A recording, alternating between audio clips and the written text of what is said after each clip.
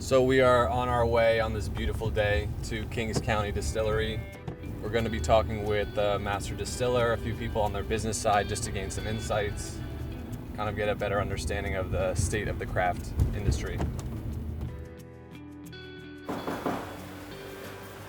Hey, how's it going? Come on in. Hi, I'm Becca. Alex. Nice to meet you. Hey, Andrew. Patrick. Welcome to Kings County. Thank you so much. So we're standing in Kings County Distillery, New York City's oldest operating distillery, the first since Prohibition. And we make, blend, bottle all of our whiskey here in the Paymaster building. So the moonshine turns into bourbon basically by sitting in the barrel. So I'm hoping with Dash Gin, we'll have the chance not only to solve problems that have already happened for them, but also see what might happen in the future and come up with some solutions.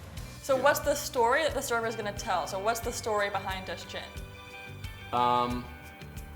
That's a very good question. That's a great question. It's probably the most important question that you're going to have to answer. I mean, the funny thing is that there's a lot. It was created to engage the creative community and inspire people. And that's not necessarily usually what a craft spirit is about. It's usually about the quest for making the best flavor. Right. Where we definitely want to hit that, but also we feel like there's a lifestyle component that potentially is underserved.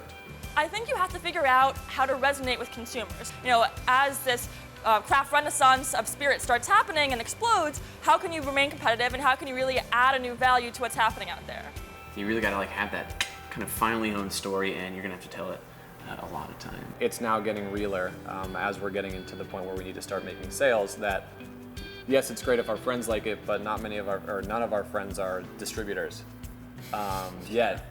So, And because these guys are getting pitched by craft spirits pretty much every day or every week, Yep. you really have to point to numbers, not only saying this is what we've sold so far, but this is what we plan to sell by the end of the year, this is what we're going to do in 2 years and 5 years, here's how with your help we can grow, because they want to be able to see something that's going to scale. So I think you really have to think through what's the big plan, what are you thinking for the big picture. right. Thanks for coming. It's really nice to meet you. Nice to meet you. It's always great to meet new people who are starting out in the spirits industry, and the challenge, they have a tough road ahead of them, the opportunities, they have a tough road ahead of them, and there's a lot to learn along the way.